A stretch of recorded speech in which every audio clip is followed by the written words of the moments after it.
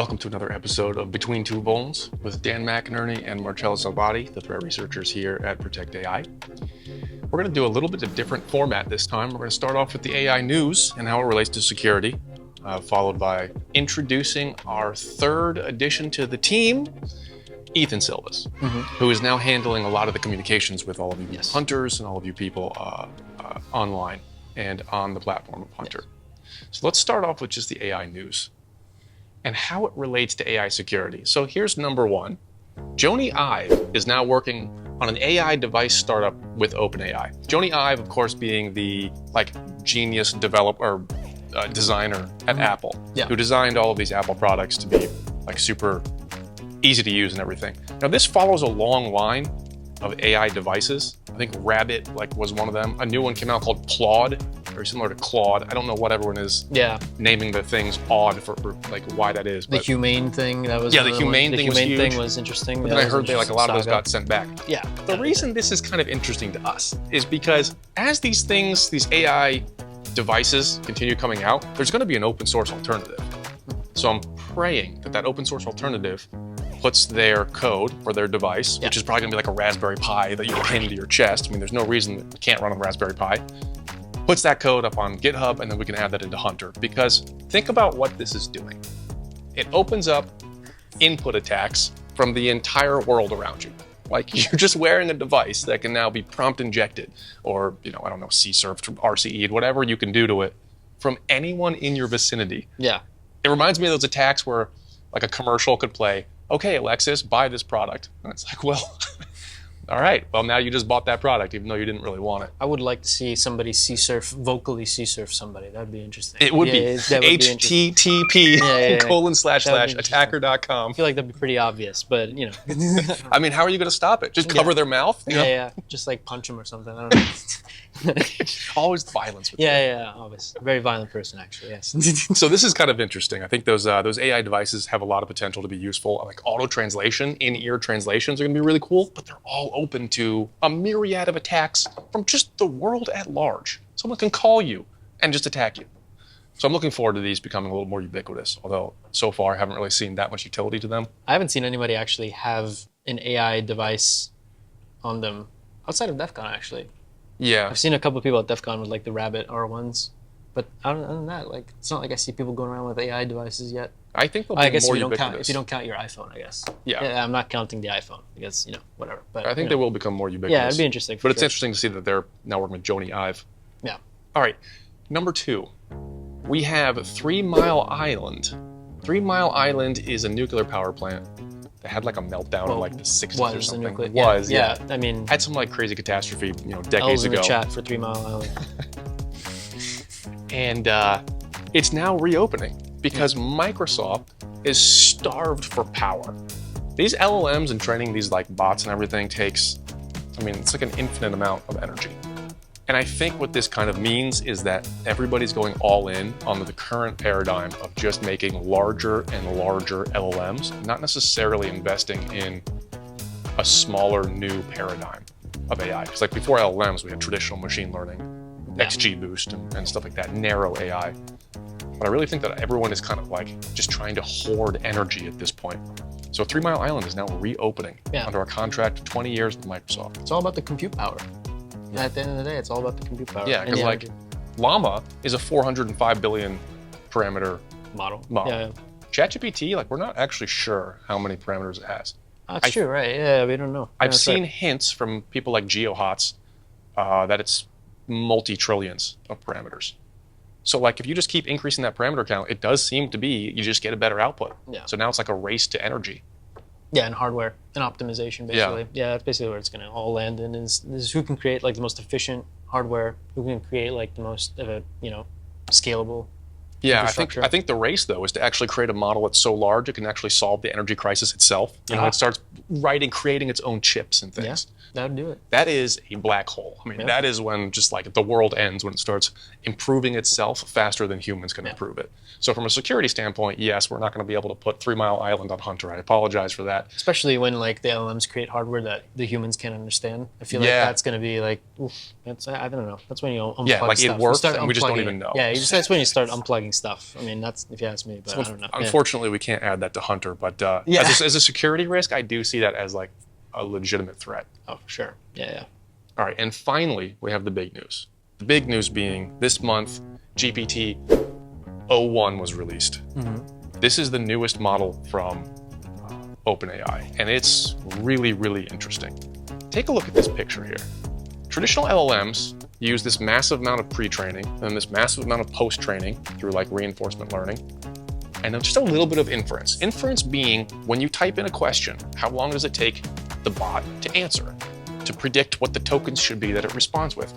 What the O1 model does is kind of encapsulates chain of thought reasoning that all of us prompt engineers have been using for a long time, but they use chain of thought in a way that now makes inference a new method, a new avenue of improving LLMs. So instead of having inference be this tiny little sliver, and it just always is this tiny little sliver, now inference can be this giant piece of the puzzle to improving the model itself. Exactly. That's the big thing with O1. And it's kind of interesting because it opens up some new attacks here. One of which being a new kind of system prompt leak, because OpenAI, despite their name, Open, has decided to close the chain of thought reasoning that they're using for this model. So if you can figure out a way to actually get the chain of thought reasoning prompt out, I think that would actually be a pretty big win for the security community, because you're just opening up what should already be open. Yeah, that's fair. How do you feel about all these models being closed? OpenAI saying it's for the good of us that they're not releasing the chain of thought. Yeah. I mean, I don't think. I mean, eventually, like somebody will jailbreak it and it'll eventually like come out. But other than that, why not just release it automatically? I don't understand. Yeah. Probably just IP yet again. Yeah, honestly, it probably is. It's just like they're trying to protect this paradigm shift that they kind of have here. Yep. But what's crazy is the O1 model is really, really good, especially at things like math and coding that it wasn't as good at before. So take a look at this one. Codeforce's ELO. This is a test of I think like 10 to 50 leak code questions, essentially, like complex coding questions. GPT-4o was only in the 11th percentile of all humans on this coding test. GPT-01 is in the 89th percentile without fine-tuning or anything, meaning it's now like a better coder than 90% of the people that participate in leak code in these like leak code challenges that Codeforce has. That's insane. Yeah, and this is not even the next model. This is like just like a slight tweak. It's like a tweak of the previous model. So that is pretty nuts. It's insane. So like, what happens when the next model is actually released and incorporates this whole inference time trade-off they have? It'll just keep going up. Numbers will just keep going up until and it's been like an exponential curve too. Like we're right on the cusp of these things. I think replacing programmers as a whole within years or less. Yeah. So that's our AI news. Yes. And our general thoughts on the state of AI and how it relates to huntr. And now, the best human being on Earth. I think so. Yeah, pretty much. Yeah, he saved our lives. He saved a couple times. Pretty sure, he saved half of the world once. I think. His name is Ethan well, yes, Silvas. Ethan. You may know him as Elu on Discord. Yes. So he will show you what good reports actually look like. Take it away. And we'll cut him. Yes. Hi everyone, my name is Ethan Silvas. I just joined the new huntr team and with Dan and Marcello. I think they gave me a pretty good intro, so I think they set me up pretty well. So we gotta make this one pretty short, so I'm gonna kind of speed run this. So we're looking at 3 vulnerabilities that we got for this month report. And this one we're gonna start with is H203, an RCE via source POJO model. So first off, elephant in the room, a 30K bounty. We don't do that anymore, so sorry about that. But we still get pretty good bounties. So yeah, this one, fairly simple, even though the code looks a little daunting here. So essentially what happens is H203 is a distributed machine learning platform, and you can kind of just do a bunch of model stuff with a lot of like, they have a lot of support for like data import pipelines and stuff like that. So essentially what this boils down to is just a couple of requests. Really all you're doing is uploading this this POJO model format, which for whatever reason includes source code, which is a bad idea, but yeah, I think they fixed it. So really all of this This is all just set up like you're setting up your netcat listener, you're setting up the port that the actual service is running on, and then you're just injecting your reverse shell payload into this bojo.java file. So this next one is viewer role can hijack another user's account in Lunary. It's a prompt management and analytics platform. So essentially, when you set up your LLMs and stuff, it's kind of like a manager for your LLMs. You can look at all of the costs and the tokens, and even save all your prompts and stuff in it. So yeah, it's very handy. Shout out to Ranjit here. Yeah, he's very active on our platform, and also shout out to the maintainer Hugh here. Sorry for the name again, but yeah, he's gone through a lot of the Lunary reports and actually fixed them, which is not super common, but it's very, very good if they do that. So what it's essentially, the setup is like you set up an admin account, and then you set up a new account with a very as low privileges as you can, and then on that low privileged account, you can look at the team section, and it actually shows you the email for the admin, and then at that point you can also send a password reset request for the admin account.